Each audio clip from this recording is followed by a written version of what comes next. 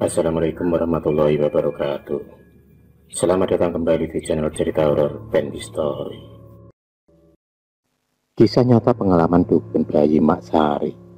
Peristiwa ini terjadi sudah sangat lama, yaitu pada tahun 1990-an.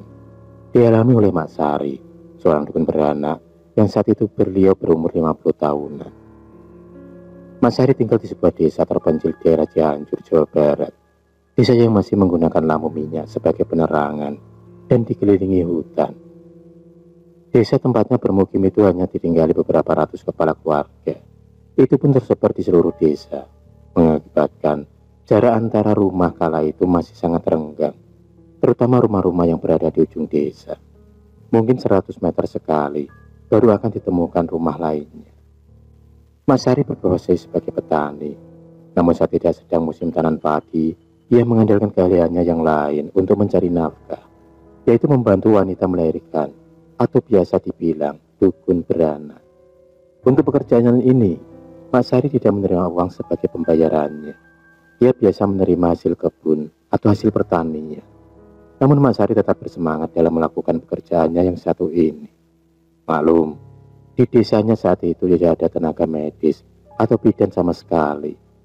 Seluruh warga desa masih mengandalkan jasa-jasa tradisional untuk hal-hal yang mengangkut kesehatan, seperti melahirkan atau khitanan. Mas Sari juga sudah cukup terkenal di desanya dan seluruh warga sudah tidak meragukan lagi kemampuannya. Mas Sari tinggal sendiri di sebuah rumah gubuk. Sebenarnya ia mempunyai seorang cucu laki-laki, tapi ia bekerja di luar desa dan tidak setiap hari pulang. Ketika cucunya pulang, ia akan selalu membawakan bahan makanan untuk Mas Sari. Mas Sari tidak pernah keberatan tinggal sendiri. Selain ia memang sudah terbiasa, dia juga tidak mau menyusahkan orang lain. Apalagi setelah kematian suaminya beberapa tahun yang lalu akibat sakit. Ia adalah wanita yang cukup mandiri. Pada suatu malam saat Mas Sari sedang tidur di rumahnya, tiba-tiba terdengar seseorang mengetuk pintunya.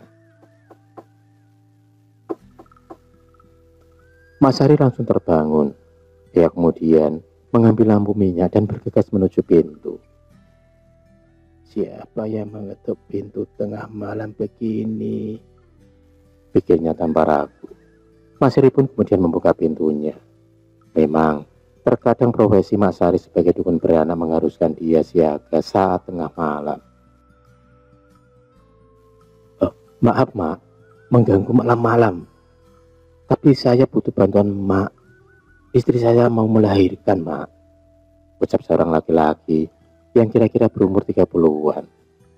Oh iya, sebentar saya siap-siap dulu ya, jawab Mas Sari sambil masuk ke dalam rumah dan mengambil beberapa kain serta peralatan yang ia perlukan.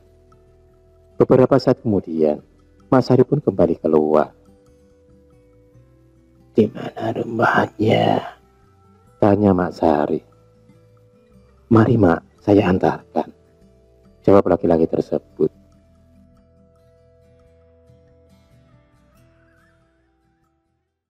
Di antara kegelapan hutan, cahaya dari obor yang dibawa pria itulah satu-satunya penerangan.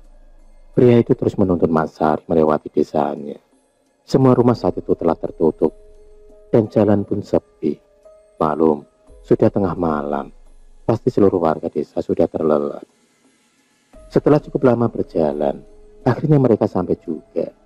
Ternyata rumah pria itu berada di perbatasan desa dengan tanah yang agak menurun ke bawah. Jarak antara rumah itu dengan rumah warga yang lain pun agak jauh. Setelah susah payah melewati jalan yang menurun, akhirnya mereka sampai juga di sebuah rumah kecil berbilik anyaman bambu dengan atap yang terbuat dari pohon kelapa dan sebuah lampu minyak menempel di dinding depan.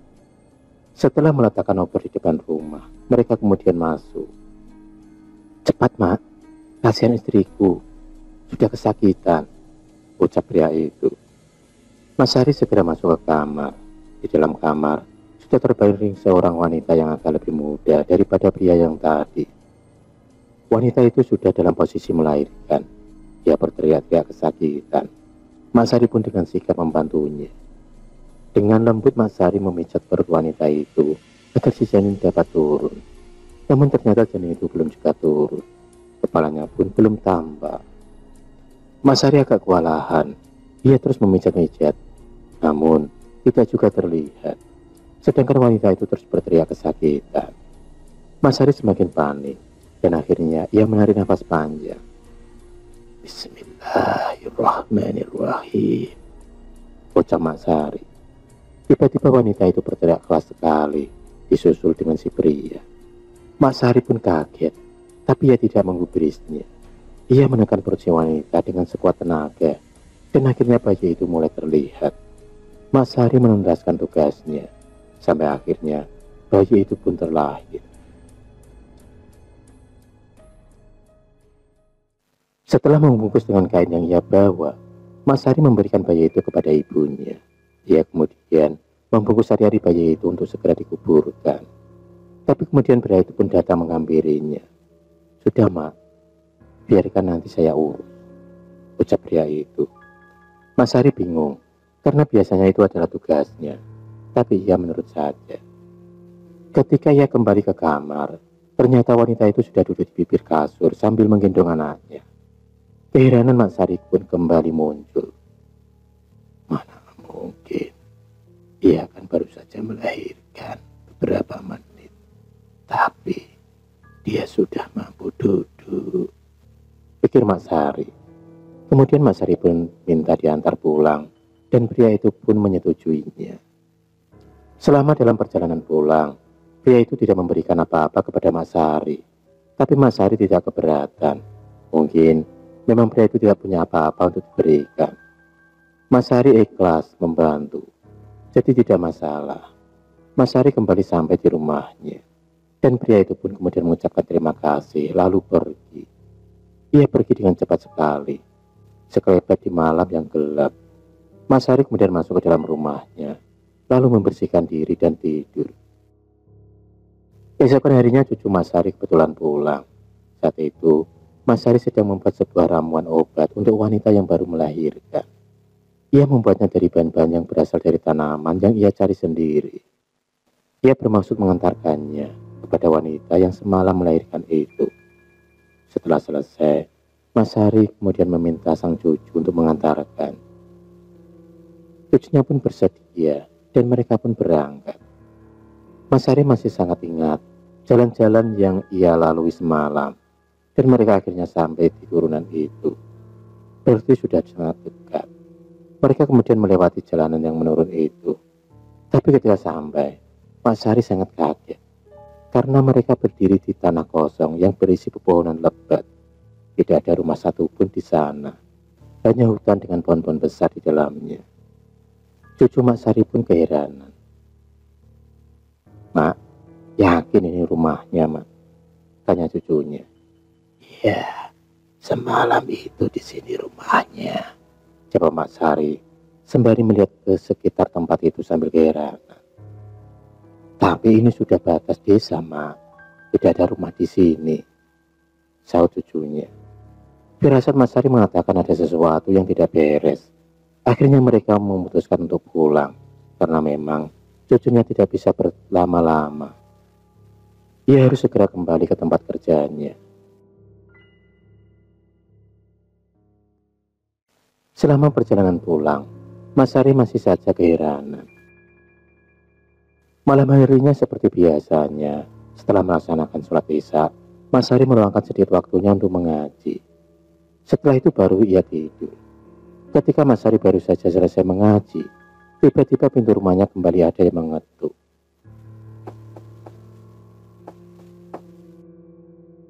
Ia segera berdiri dan berjalan menuju ke pintu. Ketika Mas Hari membuka pintu, Mas Hari sangat kaget.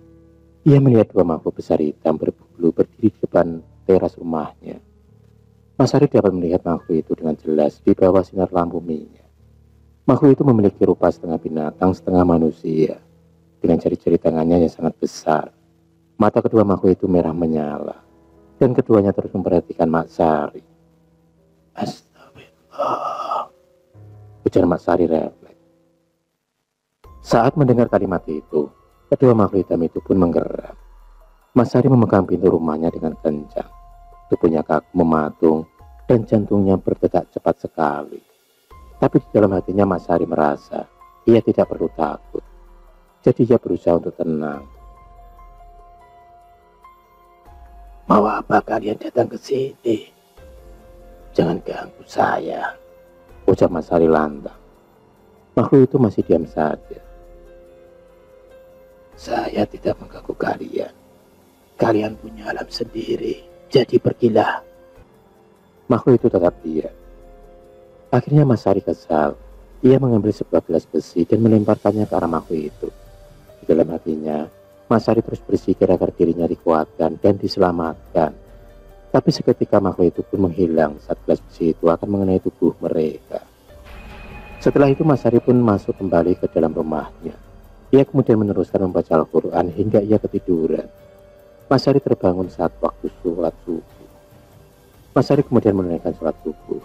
Dan ketika matahari mulai naik, ia baru berani untuk keluar rumah. Saat ia keluar dari rumahnya, ia kaget dengan apa yang ia temukan. Mas Sari menemukan banyak sekali buah-buahan hasil kebun, seperti singkong, ubi, dan beberapa sayuran. Semua tertumbuh di depan rumahnya. Awalnya ia ragu-ragu, namun saat ia sudah memastikan bahwa itu memang benar adanya, ia kemudian membawanya masuk ke dalam rumah. Mas Sari sempat bingung, tapi kemudian ia mengerti. Ternyata pria dan wanita yang bantu itu bukanlah manusia. Mungkin mereka itu sebangsa jin. Itulah mengapa saat ia mengucapkan kalimat basmalah, mereka berteriak seperti kepanasan. Mungkin ini adalah tanda ucapan terima kasih dari mereka. Mas Sari kemudian mengkonsumsi makanan itu. Tetapi sebelumnya ia tentu berdoa, semoga tidak ada hal negatif di dalamnya. Dan ternyata memang tidak terjadi apa-apa. Itu hanya bahan makanan biasa, tidak kurang dan tidak lebih. Pengalaman itu tidak pernah bisa dilupakan oleh Mas Sari. Pengalaman yang sama sekali tidak masuk akal, tapi ternyata terjadi padanya. Memang benar ada kehidupan di dunia lain, selain kehidupan manusia di dunia ini. Manusia hidup berdampingan dengan makhluk lain, tapi itu tidak masalah, selama memang tidak saling mengganggu. Seluruh makhluk punya dunia masing-masing. Akhirul kalam. Wassalamualaikum warahmatullahi wabarakatuh.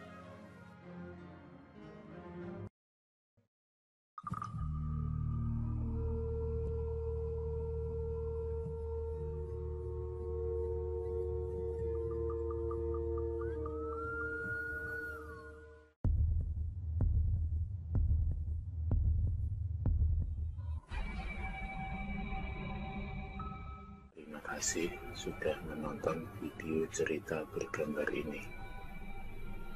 Klik subscribe untuk terus mendapatkan video-video cerita bergambar selanjutnya. Semangat berkarya.